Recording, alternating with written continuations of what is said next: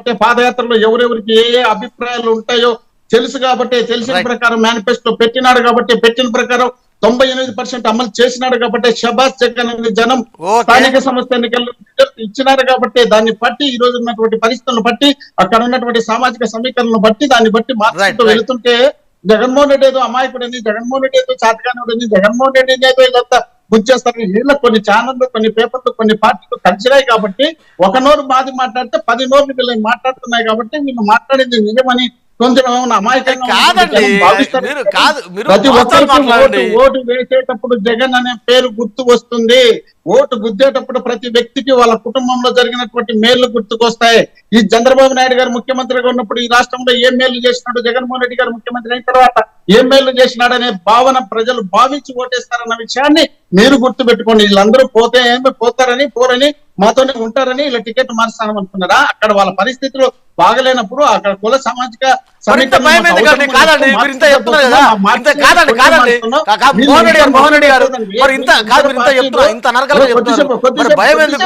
కొద్దిసేపు మీరు వాళ్ళతో మాట్లాడించి నాతో అడ్డం పెట్టేట్లా నా మాటలు కూడా వినాలి కదా. మళ్ళీ మీరు కౌంటర్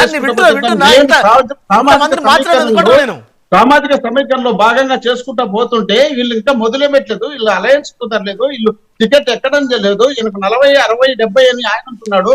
వీళ్ళు తెలుగుదేశం 10, 15 అంటున్నారు. ఎవరికి ఇస్తారు, ఎక్కడిస్తారు, ఎవరితో ఎవరు ఉంటారు? ఆ ఇచ్చిన తర్వాత అక్కడ ఉన్నటువంటి ఆస్పిరెంట్ ఏమవుతాడు?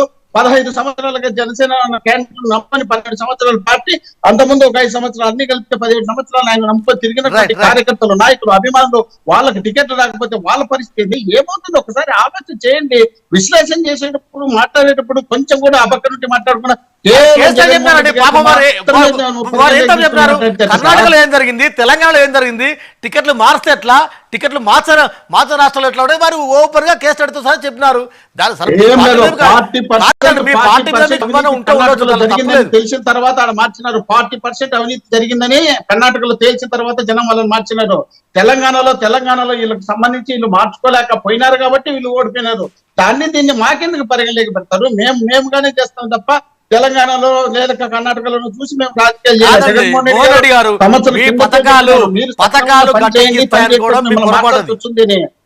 పథకాలు గట్టెక్కిస్తాయని అనుకోవడం మీ పొరపాటు.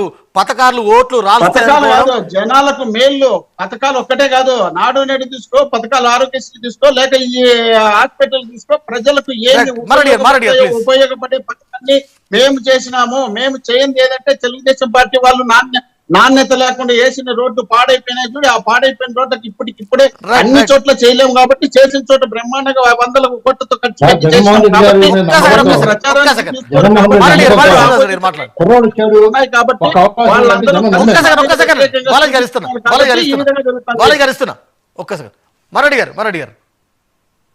జగన్మోహన్ రెడ్డి గారి నమ్మకంతో బాలయ్య గారు ఇస్తున్నా మీకు.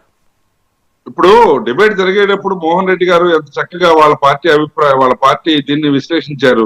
మనం ఎట్ట మౌనంగా ఉన్నాం అంటే నేను నాది కూడా వినండి. ఇప్పుడు మోహన్ రెడ్డి గారు మళ్ళీ సెల్ఫ్ గోల్ వేసుకున్నారు. జగన్మోహన్ రెడ్డి గారు పాదయాత్ర చేసి 4000 కిలోమీటర్లు నడిచి ప్రజల యొక్క అభిప్రాయాలు తెలుసుకొని ఎవరికేం కావాలో అర్థం చేసుకొని వాళ్ళకి ఆ హామీలు ఇచ్చి వాటిని మేనిఫెస్టోలో పెట్టి దాన్ని బైబిల్ కింద భావించి అమలు జరపడం వల్ల ఈ రోజు ఈ దుస్థితి వచ్చింది అని.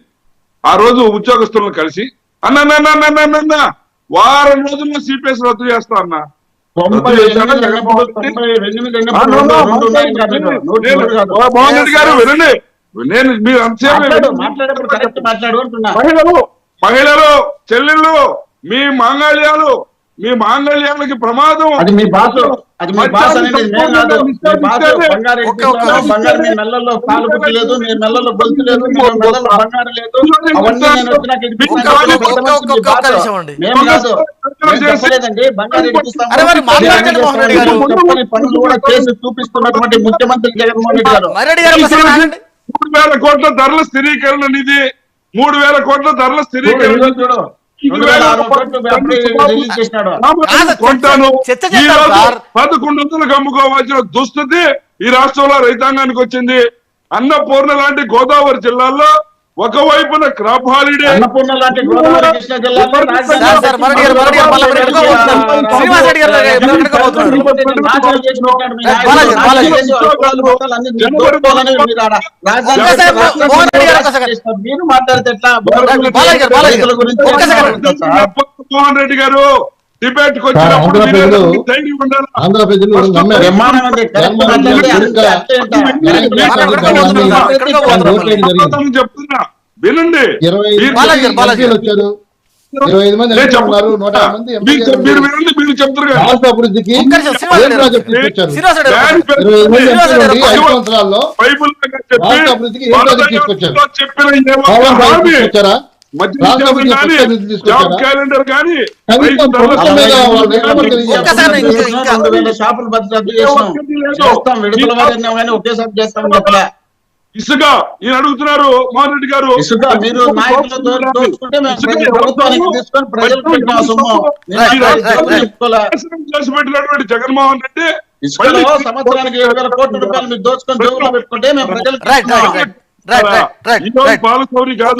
ఒక్కసారి బాలాజీ గారు, బాలాజీ గారు మాట్లాడారు. టైం అవుతుంది నాకు. ఈ రోజు చాలా మంది శ్రీనివాస్ రెడ్డి గారు దీన్ని ఒక్క సెకండ్ ఒగ్గబట్టుకొని ఇస్తా ఉన్నారు. సార్. శ్రీనివాస్ రెడ్డి గారు హిందూ ఇస్తా. కారణమా శ్రీనివాస్ రెడ్డి గారు, పక్కన పెట్టి శ్రీనివాస్ రెడ్డి గారు మళ్ళీ ఇస్తా. మునిగిపోయే పడవ ఇంకొక ముఖ్యమైన టాపిక్ జగన్మోహన్ ఉంది. రెడ్డి శ్రీనివాస్ రెడ్డి గారు ఒక మళ్ళీ ఇస్తా. అసమర్థుడైనటువంటి రాజకీయ శ్రీనివాస్ రెడ్డి గారు. నాయకుడు. ఈ పార్టీని కానీ ఈ అసమర్థ నాయకుడు కాబట్టి 40 ఏళ్ళ రాజకీయాల్లో 23 మోహన్ రెడ్డి గారు మధ్య క్రాస్ టాక్ అసమర్థ వద్దండి. నాయకుడు మీ నాయకుడు కాబట్టి 45 ఏళ్ళ వయసు రాజకీయ రైట్, అనుభవం రైట్, ఉన్నా రైట్. కూడా 23 రైట్, సీట్లలోనే రైట్, పరిమితమైనాడు.